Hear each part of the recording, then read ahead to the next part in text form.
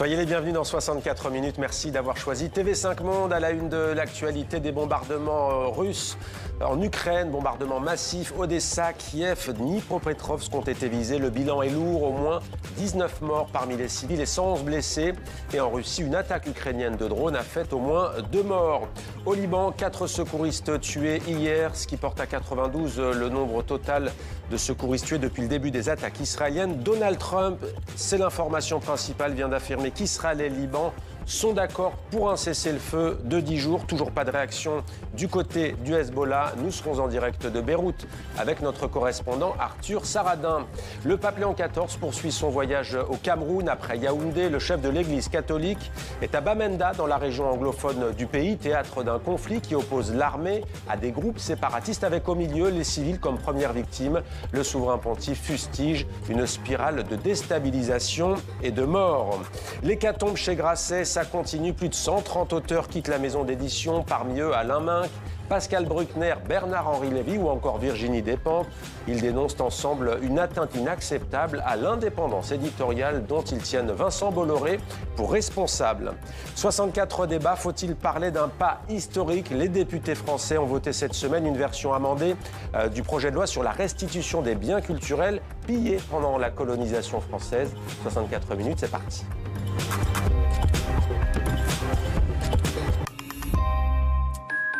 La Russie a lancé plus de 600 drones et une quarantaine de missiles sur l'Ukraine en l'espace de 24 heures. Le bilan s'élève ce soir à 19 morts et une centaine de blessés dans plusieurs villes du pays. Le récit de Philippine de Clermont-Tonnerre. Un drone survole à basse altitude la capitale ukrainienne. Après une nuit de frappe, les engins russes continuent au petit matin de harceler le ciel ukrainien. Il fait encore noir ce jeudi, quand les quartiers résidentiels sont tirés de leur sommeil. Il y a eu la première attaque, on s'est couvert d'un drap. Ma petite amie m'a dit « lève-toi ». Et je lui ai dit « non, attendons ». Il y a eu la deuxième attaque et là, tout a volé en éclats. Dieu merci, nous sommes restés allongés, des débris ont volé un peu. Nous avons eu de la chance. C'est terrifiant. La première fois, 2 missiles ont touché la zone. On s'est réveillés, il y avait un bruit assourdissant. J'ai pris le chien, on est allé dans le couloir. Il y avait une nouvelle attaque. À Kiev, plusieurs personnes ont été tuées, dont un enfant de 12 ans. Les dernières heures ont été parmi les plus meurtrières depuis janvier 2026. Au total, des centaines de drones et des dizaines de missiles ont été lancés par la Russie sur plusieurs villes d'Ukraine. À Odessa, la grande cité portuaire du Sud, on déplore également des victimes. Odessa est une plaque tournante maritime essentielle sur le plan logistique. Elle occupe une place de choix dans les plans stratégiques des criminels de guerre russes. La ville va continuer de susciter leur intérêt, et pas dans le bon sens. À 500 km au nord, Dnipro est également sévèrement touché pour la 2e fois cette semaine. Ici aussi, plusieurs civils ont été tués. Alors que la pression ne retombe pas sur l'Ukraine, Kiev est confronté à une pénurie de missiles de défense aérienne et réclame notamment des patriotes américains, un arsenal essentiel pour protéger la population des attaques quotidiennes. Le Liban, avec 2 déclarations importantes de Donald Trump, le président des États-Unis, affirme qu'Israël et le Liban sont d'accord pour un cessez-le-feu de 10 jours. Et à l'instant, il affirme qu'il va inviter Benyamin Netanyahou et Joseph Aoun, le président du Liban, à la Maison-Blanche prochainement. En attendant une éventuelle trêve, la guerre continue. 4 secouristes libanais ont été tués. Image commentée par Mev Allo. Le gilet taché de sang est brandi aux côtés du cercueil, accompagné par une foule en deuil et une mère inconsolable. Israël l'a tué, qu'il soit tué en retour. Israël a tué les hommes de la défense civile, les ambulanciers, ils les ont tués. Que faisait-il? Il secourait les blessés et les martyrs. Ici, on l'assure, la victime n'était pas un combattant du Hezbollah, mais un simple ambulancier tué dans l'exercice de ses fonctions et en héros dans le sud du Liban mercredi. Nous sommes arrivés sur les lieux de l'attaque et il est sorti de l'ambulance avant tous ses collègues. Il s'est dirigé vers les blessés et un drone l'a touché. Il a été tué alors qu'il secourait ses amis, les ambulanciers. Ces images des services d'urgence de Nabatieh montrent une équipe de secouristes intervenir auprès d'une équipe du comité sanitaire islamique affiliée au Hezbollah, prise pour cible en pleine intervention par un drone israélien. Les blessés sont transférés d'une ambulance à une autre. Les premiers soins sont prodigués. Lorsqu'une deuxième frappe s'abat sur l'ambulance, l'urgentiste qui soignait ses collègues hurle de douleur. Une troisième équipe arrive en renfort. Elle aussi sera prise pour cible. 3 frappes successives, 4 secouristes tués, 6 autres blessés, appartenant à différentes organisations, affirme le ministère libanais de la Santé. Le ministère de la Santé publique condamne fermement ce crime odieux qui témoigne de la détermination de l'ennemi israélien à empêcher par tous les moyens les secouristes d'exercer leur métier. L'armée israélienne, qui dit enquêter sans donner plus de détails, accuse le Hezbollah d'utiliser des ambulances et des infrastructures médicales pour cacher des hommes ou des armes.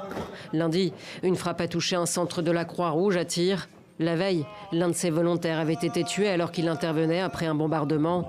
Depuis la reprise des hostilités entre le Hezbollah et Israël le 2 mars, 91 secouristes et professionnels de santé ont été tués dans des raids israéliens, affirment les autorités libanaises. Et on retrouve en direct de Beyrouth notre correspondant Arthur Saradin. Bonsoir Arthur, on se dirigerait donc ce soir vers un cessez-le-feu au Liban. Qu'en est-il au juste ?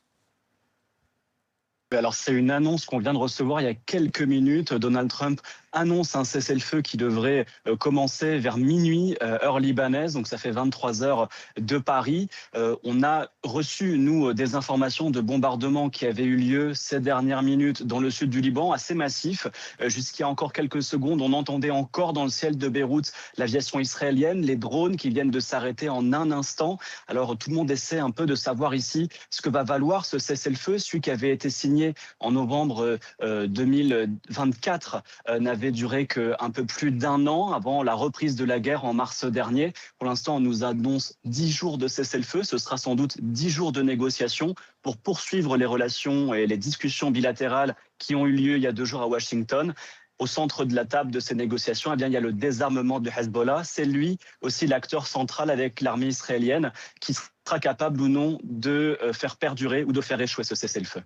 Merci beaucoup Arthur Saradin en direct de Beyrouth. Et justement, Arthur, vous parliez du Hezbollah, on va s'y arrêter. Comment se finance le mouvement politique et paramilitaire libanais ? Décryptage avec Demet Korkmaz dans 64 Échos.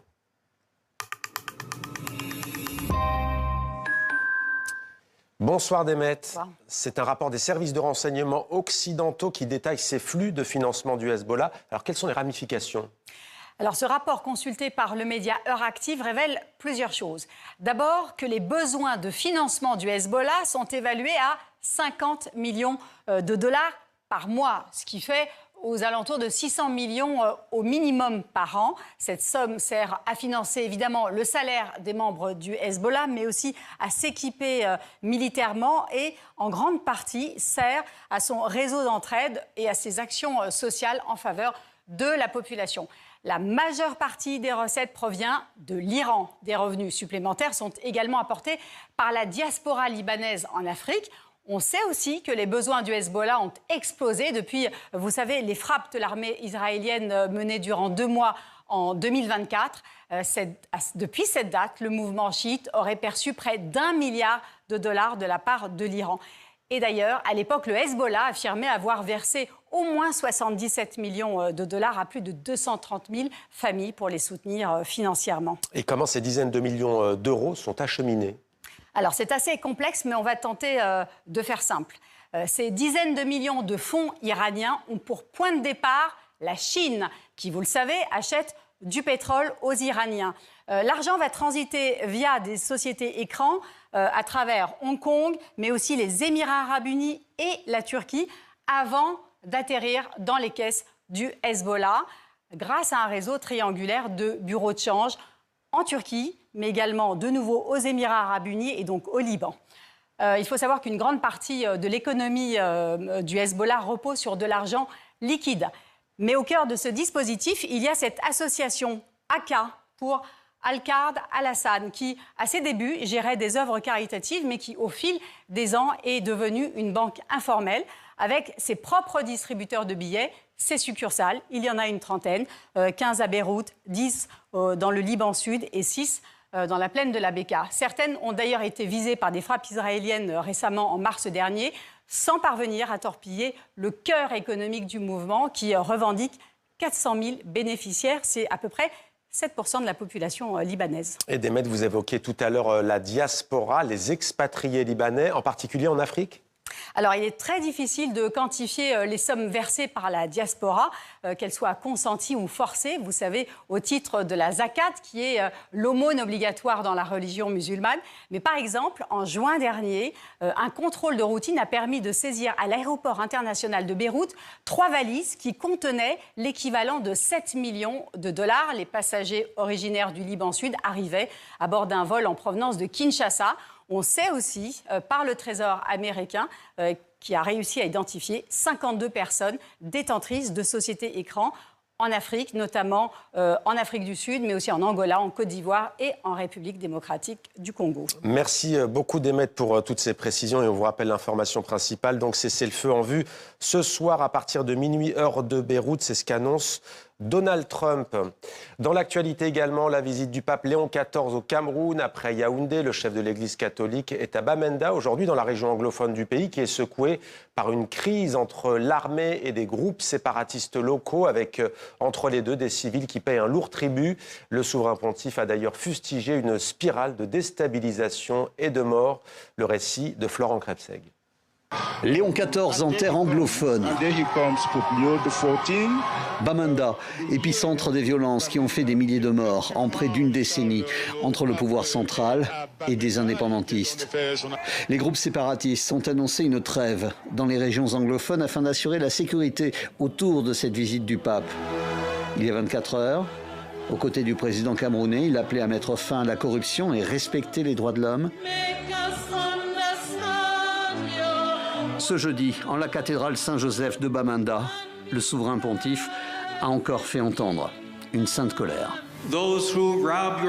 Ceux qui dépouillent votre terre de ses ressources investissent généralement une grande partie des profits dans les armes, dans une spirale de déstabilisation et de mort sans fin. Le monde est ravagé par une poignée de tyrans. Et pourtant, ce monde tient grâce à une multitude de frères et de sœurs qui apportent du soutien. Deuxième étape de la journée, une autre célébration. Celle-ci sur le tarmac de l'aéroport de Bamenda. Et là encore, Léon XIV se livre à un discours politique. Après avoir répété consciencieusement les mots de l'Afrique et du Cameroun en particulier. Tout cela pourrait nous faire sentir impuissants, en manque d'assurance. Mais c'est le moment de changer l'histoire de ce pays. Le moment est venu, aujourd'hui et non demain. Maintenant et pas dans le futur. Demain, Léon XIV restera sur le territoire camerounais. Direction Douala et retour à Yaoundé pour une nouvelle rencontre avec les fidèles, les visites d'un hôpital et d'une université.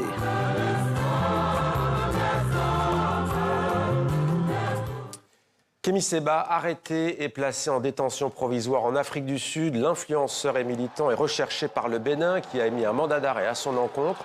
Une procédure d'extradition est en cours. Kémy Séba est connu pour ses diatribes radicales contre la France et les pouvoirs africains alliés de Paris. Il a été interpellé alors qu'il tentait d'entrer illégalement au Zimbabwe selon la police sud-africaine. Direction la Suisse à présent avec du nouveau dans l'enquête sur l'incendie meurtrier de Crans-Montana le soir du Nouvel An. 4 nouvelles personnes sont convoquées avec le statut de prévenu et parmi elles Patrick Clivat, l'actuel responsable politique du service de sécurité de la commune. On retrouve en direct de Genève notre correspondant Michel Cherouti. Bonsoir Michel. On a l'impression que ça s'accélère cette semaine. On va de rebondissement en rebondissement. Bonsoir Mohamed. Effectivement, des rebondissements pour l'accélération. On verra ça à la fin de ce que j'ai à vous dire. Effectivement, donc le nombre de prévenus aujourd'hui est de 13. Il augmente de 4, avec bien sûr comme prévenus, comme inculpés principaux, le couple Moretti. Un couple Moretti, on l'a appris il y a quelques jours, qui a également été inculpé en Italie, donc pour ce même incendie à Cran. Jacques Moretti devait être auditionné par le ministère public valaisan. Il ne l'a finalement pas été car il a produit un certificat médical. Un couple Moretti aussi pour lequel la justice suisse avait demandé la saisie de ses biens en France et la justice française a rejeté cette demande au motif que les biens des Moretti en France ne sont pas directement liés au drame suisse. Et puis au chapitre de la justice suisse, il y a également une demande de récusation des procureurs actuels de la part de certains avocats, des parties plaignantes. La justice valaisanne a tranché. Non, les procureurs resteront en place. Il n'y aura pas des procureurs extraordinaires.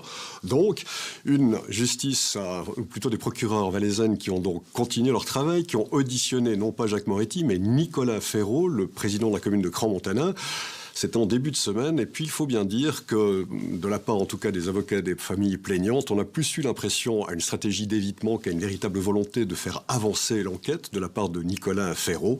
Nicolas Ferraud aussi qui a surpris beaucoup de monde en rendant visite par 2 fois à l'ancien chargé de sécurité de la commune de Crans-Montana, alors que ce dernier aussi allait être auditionné, ce qui alimente désormais des soupçons de connivence, voire de collusion.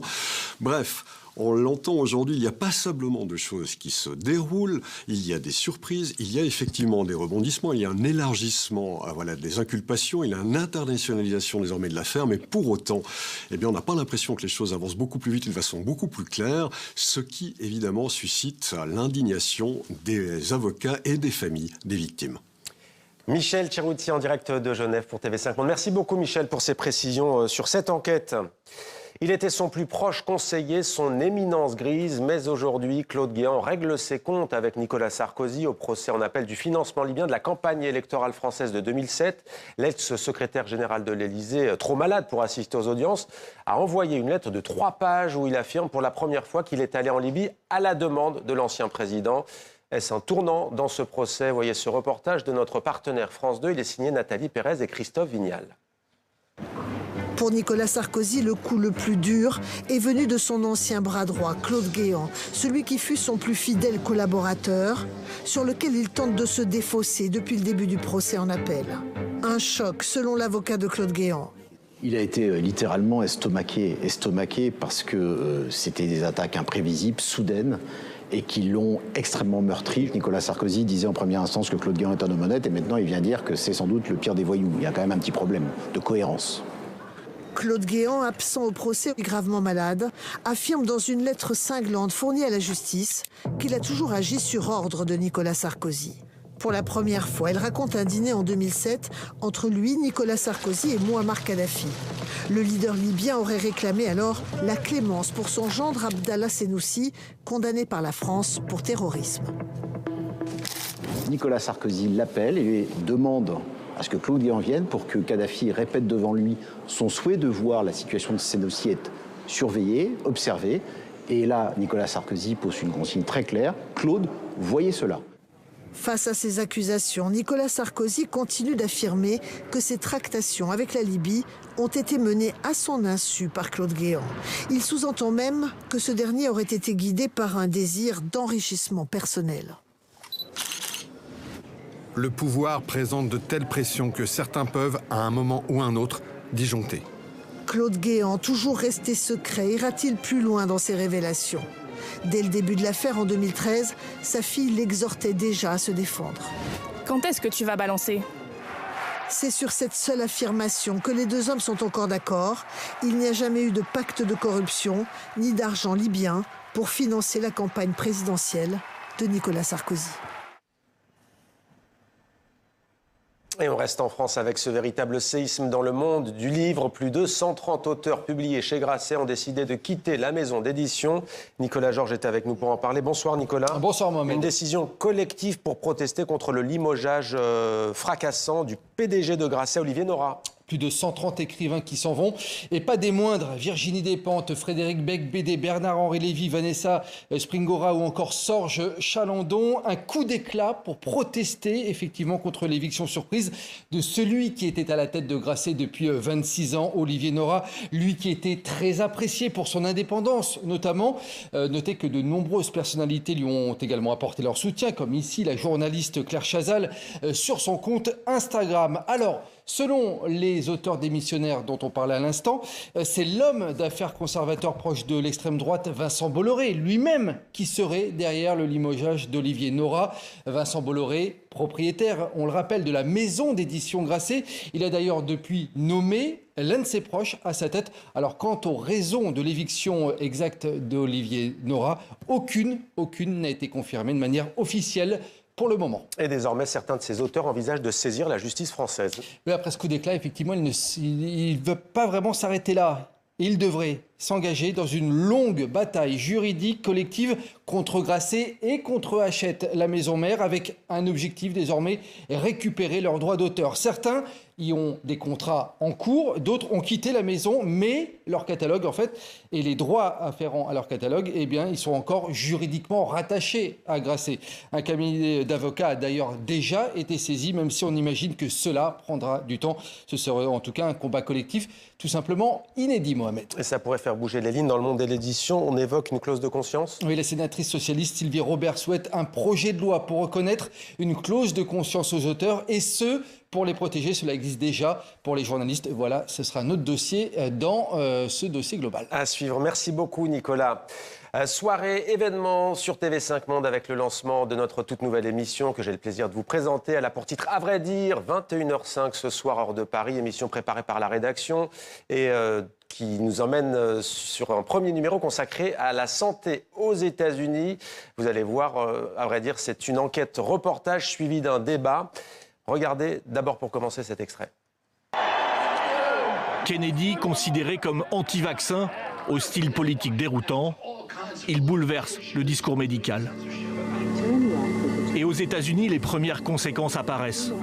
Les taux de vaccination baissent, la rougeole se propage du jamais vu au XXIe siècle. Les Américains sont déboussolés.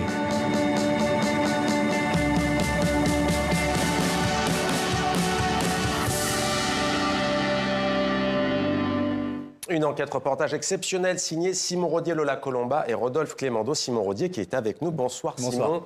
Nouvelle émission et vous avez donc réalisé ce reportage. Qu'est-ce que vous avez essayé de comprendre en sachant, disons-le, que la rougeole refait son retour aux États-Unis? Absolument. En fait, ce qu'on a essayé de comprendre, c'est vraiment les conséquences d'une confusion sanitaire qui est organisée, très clairement. Effectivement, vous en parlez, la rougeole, plus de 2000 cas, 4000 même depuis l'année dernière. C'était totalement éradiqué aux États-Unis, cette maladie, parce qu'elle est totalement préventive avec les vaccins. Et c'est bien là le problème, parce que les taux de vaccination, ils baissent. Et donc, cette maladie, elle réapparaît chez les jeunes enfants notamment. Ça peut avoir des conséquences extrêmement graves. Il y a eu 3 morts l'an dernier. Mais surtout, pneumonie, problème au cerveau. Bref, des conséquences qui peuvent peser vraiment sur la santé américaine. On s'est demandé pourquoi il y avait moins de gens qui croyaient au vaccin. Depuis l'arrivée de Kennedy, Robert Fitzgerald Kennedy à la tête du ministère de la Santé, eh bien, qui est un anti-vaccin, eh bien, cette confusion, elle grandit chez les Américains et ça pose très clairement de gros problèmes sanitaires. Kennedy, d'ailleurs, qui est auditionné aujourd'hui même devant la Chambre des représentants américains sur le budget 2027 de la santé parce qu'il a effectué des coupes drastiques dans ce budget l'année dernière. Et effectivement, cette santé qui bascule. Qui bascule. Simon, et vous avez rencontré beaucoup d'interlocuteurs, de personnages dans ce reportage, notamment un médecin. Son témoignage est très inquiétant. Regardez. Ma crainte, c'est que le déclin de la vaccination continue. Ça ne nous affectera pas nous. Nous sommes vaccinés, nous sommes âgés, nous sommes en bonne santé, mais cela aura un impact sur la prochaine génération. C'est terrible d'imaginer ce qui pourrait arriver. Les vaccins sont probablement la plus grande invention de l'histoire de la santé. Ils empêchent tellement de choses graves. Voilà pour ce témoignage, Simon. Et il y en a d'autres qui sont très forts dans votre reportage, notamment celui de Marie Hollande. Mais là, on est aux antipodes de ce qu'on vient d'entendre. Qui est cette femme? Oui, c'est l'opposé, effectivement. Marie Hollande, elle dirige le CHD, qui est le Children Health Defense. C'est un groupe, un lobby, une ONG qui était dirigée par Robert Fitzgerald Kennedy jusqu'à son accession au ministère de la Santé. Ça veut dire qu'elle a pris sa succession et c'est une idéologue effectivement anti-vaccin avec beaucoup d'argent qui circule pour son site internet, pour ses réseaux sociaux. Comme les coupes budgétaires sont importantes côté ministère de la Santé, eh bien, il y a d'autres acteurs qui prennent les réseaux sociaux et l'information en main, comme le CHD, et qui dit que les vaccins donnent l'autisme, qui dit qu'il ne sert à rien de se vacciner, que même la rougeole ou d'autres maladies peuvent avoir des bienfaits. Le problème, c'est que ça rentre dans le cerveau des Américains. Et cette vaccination, il baisse. Et donc, Marie-Hollande, elle nous a effectivement accordé une interview. On l'a bousculée parce que, eh bien, il faut reconnaître qu'elle est accusée de désinformation majeure aux États-Unis. Et aujourd'hui, eh bien, elle est pratiquement au pouvoir, en tout cas ses idées, puisque Kennedy et Trump, avec le mouvement Marais, est au pouvoir. Une enquête reportage à voir donc ce soir dans À vrai dire, premier numéro de cette toute nouvelle émission consacrée à la lutte contre la désinformation. 21h05, heure de Paris. Vous regardez 64 minutes, on se retrouve après une courte pause pour 64 débats. Faut-il parler d'un pas historique? Les députés français ont voté une version amendée du projet de loi sur la restitution des biens culturels pillés pendant la colonisation. 64 minutes continuent, restez avec nous, nos invités s'apprêtent à nous rejoindre.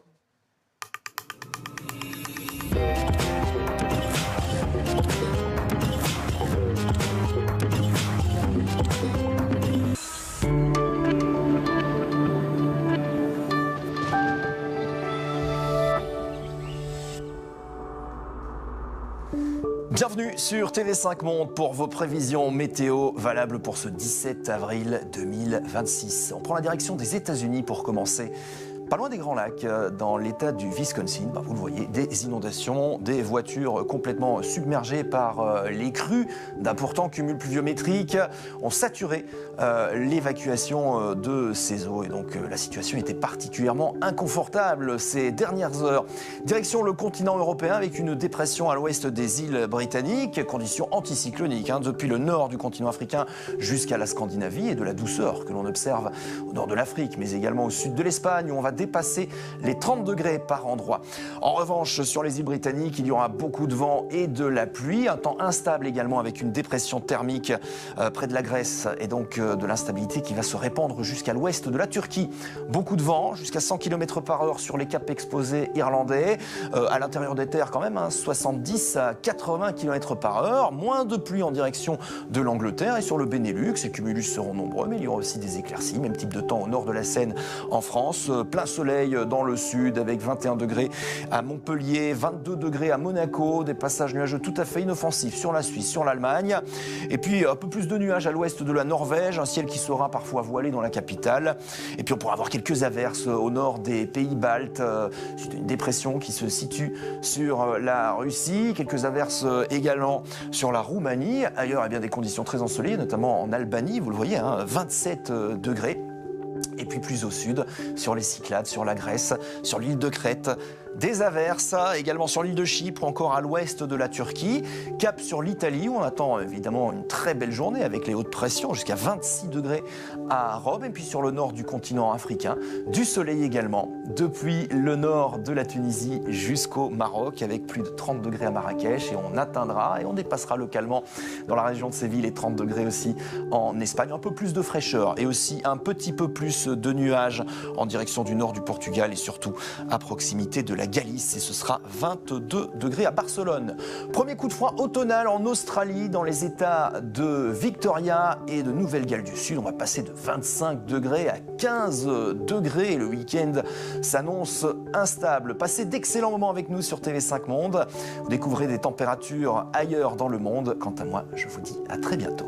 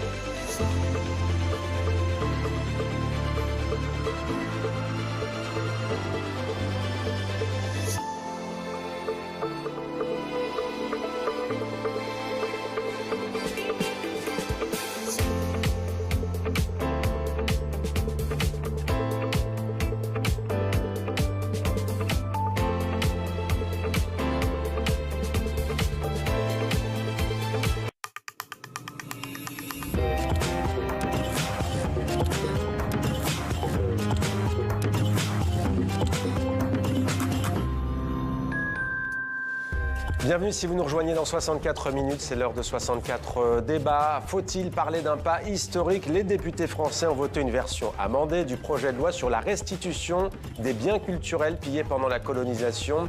Qu'en est-il en Belgique? On va essayer d'élargir ce soir avec nos invités que je vous présente. Catherine Morin-Desailly, bonsoir et bienvenue. Sénatrice de la Seine-Maritime en France, rapporteure sur le projet de loi qui vise donc à faciliter la restitution de biens culturels spoliés à d'autres pays. Bénédicte Savoie, bonsoir, merci d'être avec nous. Vous êtes historienne de l'art, auteur avec Felwine Sarr du rapport sur la restitution du patrimoine culturel africain. En plateau, Joël Zouna, bonsoir, bienvenue. Doctorant en histoire des collections, en histoire des institutions artistiques et culturelles et en économie de l'art. On va parler de votre thèse tout à l'heure. On verra que c'est très intéressant. On ira du côté de Chicago, en direct de Bruxelles. Marie-Sophie de Sipel, bonsoir, merci d'être avec nous. Vous êtes juriste spécialiste du patrimoine culturel, professeur à l'UC Louvain. Vous avez participé à la loi belge sur les restitutions. Intéressant, nous comparons évidemment Catherine Morin-Desailly. Cette loi cadre a été adoptée lundi par l'Assemblée nationale, texte modifié par plusieurs amendements qui devraient être examinés dans ce qu'on appelle une commission mixte paritaire pour harmoniser les positions entre sénateurs et députés. Alors pour commencer, qu'on comprenne bien, que dit cette loi? Qu'est-ce que ça change? Elle change beaucoup. C'est une loi qui fait vraiment étape dans l'histoire de nos musées, dans l'histoire de nos collections. Elle fait partie d'un triptyque dont 2 lois ont déjà été votées. Une loi de restitution des biens spoliés pendant la dernière guerre mondiale aux Juifs. Et puis une loi dont j'étais à l'origine de restitution des restes humains aux États étrangers. C'est donc le 3e volet pour lequel les différents ministres de la Culture s'étaient engagés. Ça fait date, pourquoi? Parce que ce sujet, on en reparlera, n'était pas une évidence. J'ai vu les mentalités beaucoup évoluer depuis que je me suis intéressée pour la première fois à des restitutions. C'était les restitutions des têtes maoris à Nouvelle-Zélande dans les années entre 2006 et 2010. C'était pas acquis. Là, c'est un vote à l'unanimité, même s'il y a des amendements, on va en parler. C'est dire à quel point les choses ont évolué et dans le bon sens. On peut s'en réjouir. Votre réaction, d'abord, vous êtes d'accord? Est-ce que ça a évolué? Et que pensez-vous de cette loi, vous qui suivez, Joël Zouna, ce dossier de très près? Absolument. Et d'ailleurs, c'est ce que je disais à Madame la sénatrice Morin-Desailly en coulisses, c'est qu'on salue dans le monde de la recherche cette initiative et cet assentiment quasi transpartisan qui a donné lieu au vote, comme vous le mentionnez, malgré les amendements ou avec les amendements de cette loi que j'estime en tout cas historique. On peut remonter à 2002 où lorsqu'on restituait justement la dépouille, alors il existe encore des débats sur le fait que ce soit effectivement la dépouille ou non de Saartjie Baartman, aussi dénommée la Vénus noire. Là, le sujet ne se posait pas. Ce n'était pas un sujet au sein de la recherche, ce n'était pas un sujet au sein des institutions muséales. Aujourd'hui, c'est presque incontournable, si vous voulez. La question de la provenance liée à ce sujet est devenue quasiment centrale quand il s'agit d'acquisition, quand il s'agit de circulation et quand il s'agit d'exposition. Alors, le chiffrage des œuvres concernées en France par une restitution n'est pas encore établi. C'est Bénédicte Savoie qui nous le dit. Mais selon vous, Bénédicte Savoie, eh bien, il y a ce chiffre, 69 000 pièces. Ça, c'est ce qu'on a au musée du Quai Branly. Eh bien, sur ces 69 000 pièces, deux tiers des œuvres sont arrivées pendant la colonisation française en Afrique. Elles sont donc concernées par cette loi ?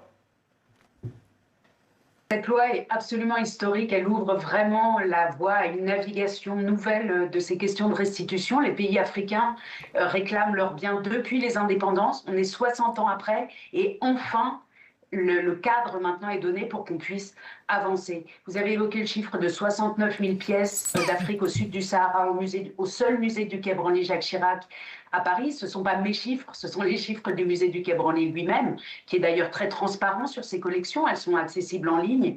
Et en effet, les 2 tiers ont non seulement été acquis ou pris ou transférés pendant la période coloniale, mais ils ont été transférés des colonies françaises. Ils ne sont pas venus des colonies britanniques ou belges, etc. Donc il y a vraiment une congruence entre le moment où c'est venu, la période coloniale, et le lieu d'où c'est venu, c'est-à-dire les colonies françaises. Et on peut dire que toutes ces pièces-là, en effet, sont le signe qu'il y avait une mainmise, en tout cas, ou une possibilité très facile pour la France de se servir, entre guillemets. Et les commissions qui ont été évoquées à l'instant seront celles qui attesteront ou non du consentement des populations qui ont été dépossédées à l'époque. Alors, je vous propose maintenant de retourner un peu en arrière. En 2017, c'était là que Emmanuel Macron avait entamé ce débat. C'était devant les étudiants de l'université de Ouagadougou au Burkina Faso. On écoute le président français.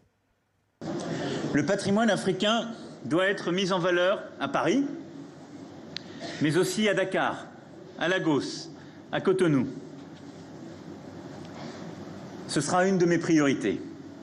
Je veux que d'ici 5 ans, les conditions soient réunies pour des restitutions temporaires ou définitives du patrimoine africain en Afrique. Voilà, Catherine Morin-Desailly, 6 ans ont passé. Est-ce que tout de même, ce n'est pas trop peu et trop tard, cette loi? Il a fallu du temps pour construire le texte, les textes, qu'il y a eu 3 textes, je tiens à le dire, que ce travail avait commencé, je tiens à le dire, au Sénat. 2002, la restitution de la Vénus sans entente, on l'a doit à un de mes collègues, Nicolas Abou, qui avait pris cette initiative avec une loi d'espèces, comme j'avais pris cette initiative avec la loi, quelques années plus tard, de restitution des têtes maories à la Nouvelle-Zélande. Donc ça a pris du temps à construire cette législation. Alors ça, c'est pour le temps, mais je dis trop peu parce qu'il y a quand même des bornes temporelles. Oui. Ça va de 1815, avec le traité de Paris et la chute de Napoléon, jusqu'à 1972. C'est la date de l'entrée en vigueur d'une convention à l'UNESCO, à l'ONU. Ça restreint quand même le champ d'application. Ça correspond grosso modo au Deuxième Empire colonial. C'est une première étape. Je tiens à dire que seront concernés toute une série de biens, principalement justement issus des colonies d'Afrique, mais pas seulement. Au départ, le texte était très circonscrit à l'Afrique. Nous avons voulu qu'il soit universel. D'abord, c'est très important.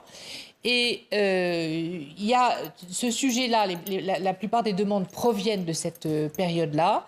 Par une convergence de faits, on pourra assez facilement établir l'illicéité dans le cadre desquels ces biens ont été apportés en France, ce qui n'est pas le cas de tous les biens, mais là, il y a convergence totale. Dans la période qui précède, avant 1815, qui est la période avant laquelle les musées, tels que nous les connaissons, les collections publiques se sont établies à partir de la Révolution française, c'est plus aléatoire et plus compliqué. Ça ne veut pas dire qu'on ne s'occupera pas de ce sujet-là, sans doute avec des lois d'espèces, parce que les lois d'espèces continueront à exister, et il le faut, mais le cadre simplifié mais rigoureux, qui pourra se mettre en place avec ces bornes, va être une première étape déjà fondamentale pour vérifier comment tout ce travail va pouvoir s'effectuer. Alors on n'a pas dit, mais ce qui est important, ce qui change avec cette loi, c'est qu'avant il fallait une loi pour rendre un seul objet, une seule œuvre d'art. Désormais il faut un décret présidentiel, c'est bien cela, en tout cas un décret gouvernemental. Direction la Belgique. C'est beaucoup plus compliqué que ça. C'est encore. Non, je ne peux pas vous laisser dire alors, ça. Non, mais dites-le-nous. Le travail du Parlement, ça a été d'établir, parce qu'il se dessaisit de son droit à aliéner les œuvres, c'est-à-dire les sortir des collections publiques. C'est son droit à lui, ça lui appartient.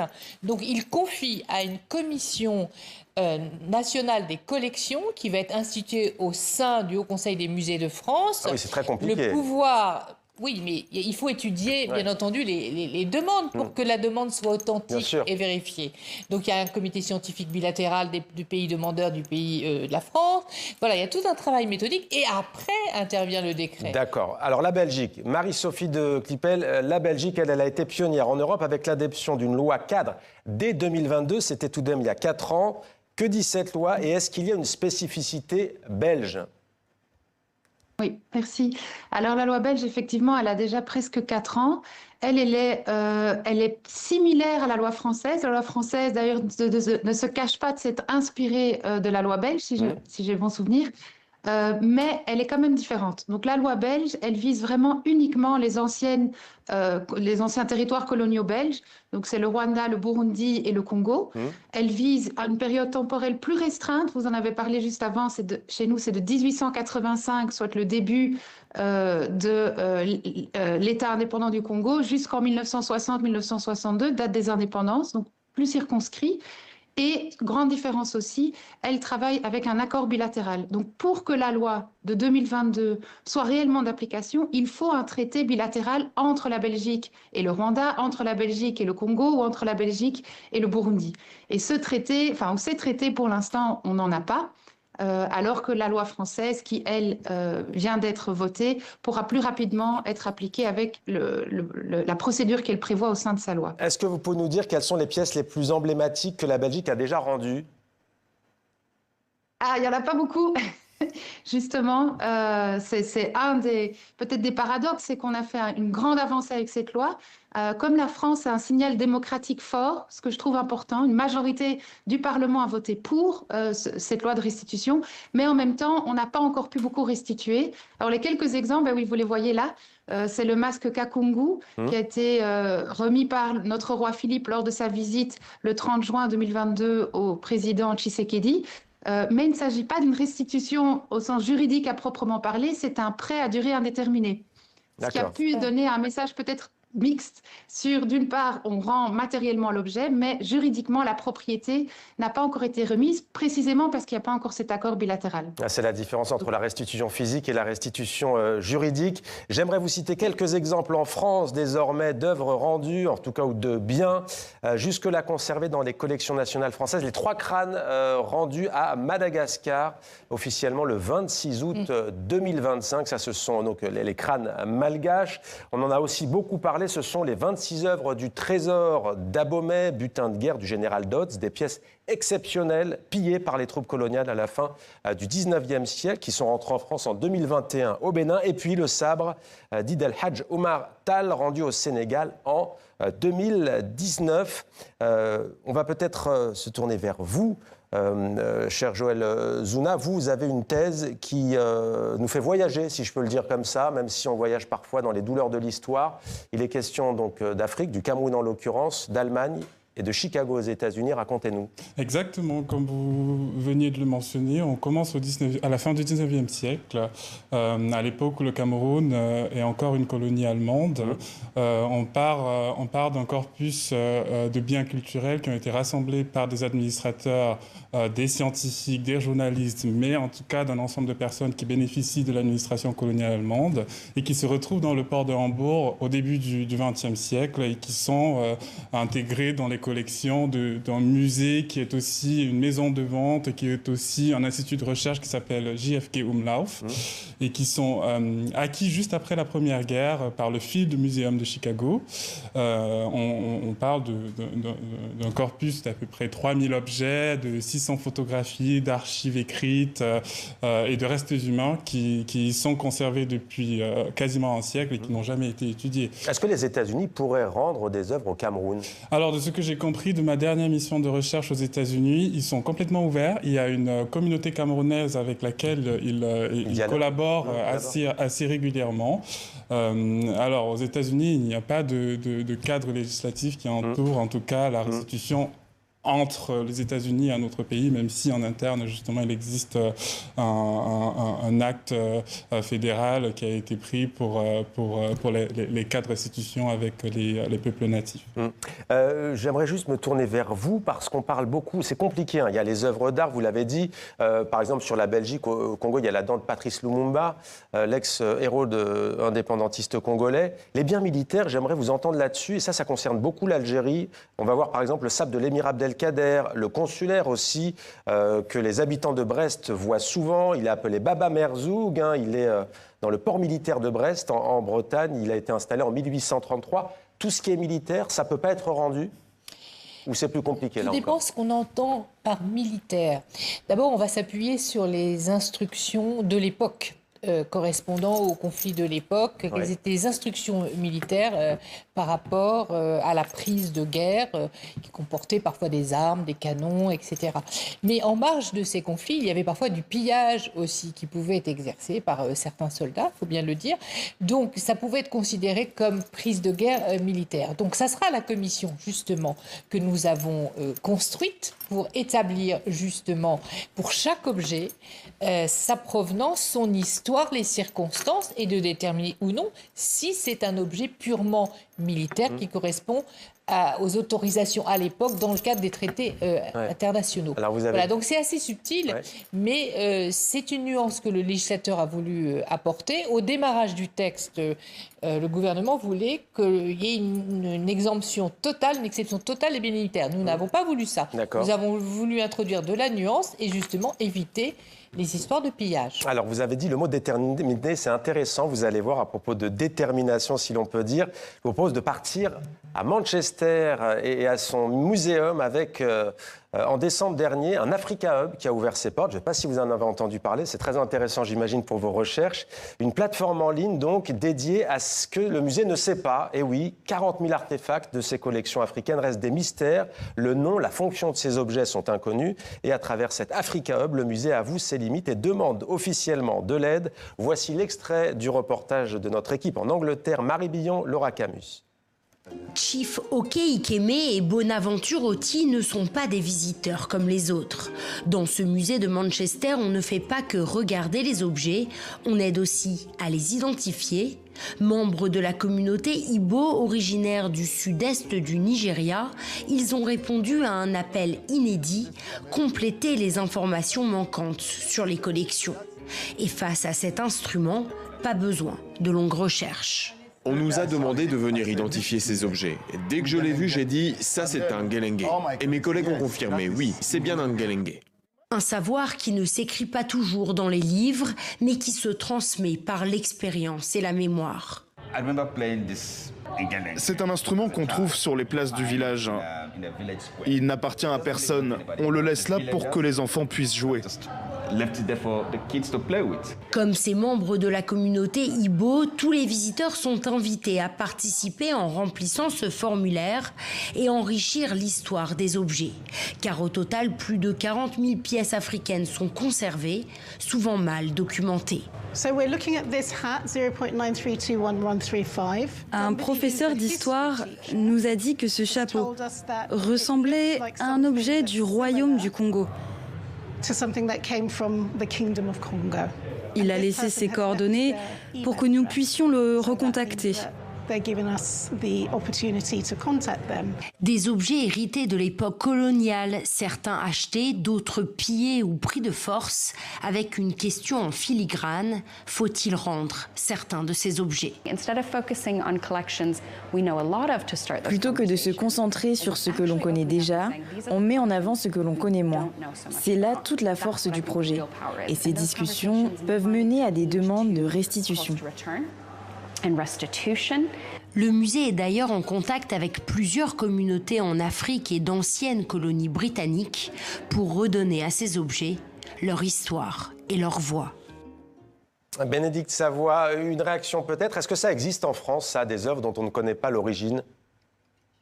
Bien sûr, toutes, pratiquement. On connaît leur origine sur le papier, on sait qu'elles viennent en gros de telle ou telle région, mais pour la plupart des objets, on ignore dans quelles relations sociales ils étaient avec les communautés qui ont été dépossédées, on ignore leur vie propre, leur langage, et c'est pour ça qu'on demande les restitutions, c'est pour ça que c'est bien, c'est un geste vers l'avenir pour reconnecter ces pièces avec leur région d'origine. Ouais. Et je voudrais réagir un tout petit peu à ce qui a été dit avant, si vous me permettez. Bien sûr. Parce que ça sonnait vraiment compliqué, on parle de commission, de procédure, et moi-même, qui pourtant suis dans la matière, en vous écoutant, je me disais, oulala, quelle horreur, ça a l'air pire qu'avant. Non, il faut quand même rappeler que cette loi-là, malgré toutes ces complications, elle rend quelque chose de possible, la restitution, qui avant était impossible. On est passé du mur du non au mur du oui, ou à l'ouverture vers le oui. Ouais. Et ça, c'est hyper important. Donc, pour tous ceux qui se sentiraient frustrés en écoutant les questions d'amendement, etc., on dit il y a un grand changement historique qui s'est passé. Il y aura eu un avant et il y aura un après cette loi,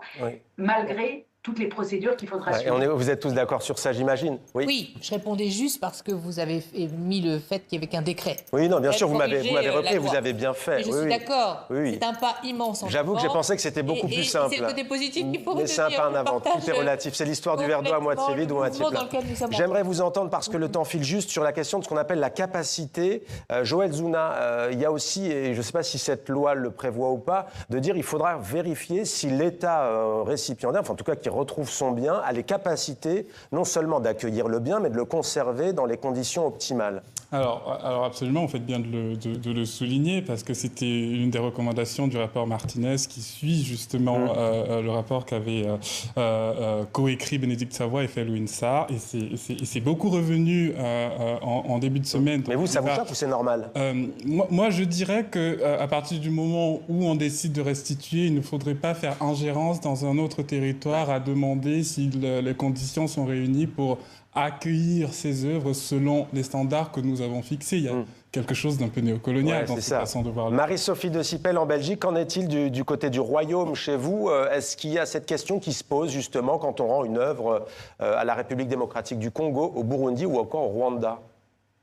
Non, cette question n'a pas été prise en compte. Donc la condition, enfin, de conditionner la restitution, en fait, ça a été justement une option qui n'a pas été prise, précisément pour éviter ce que vous dites, une intervention néocoloniale, d'aller encore toujours suivre là où le bien va finalement atterrir et de quelle manière il sera conservé. Donc ça, c'était vraiment une démarche. Voilà. Et sur la démarche du Manchester Museum, est-ce qu'en Belgique, vous aussi, évidemment, vous avez de nombreuses œuvres dont on ne connaît pas la provenance, l'origine, l'utilisation, par exemple, sociale, économique de tel ou tel bien? Absolument. Alors, sur ce qu'a dit Bénédicte, évidemment, je la suis 100%.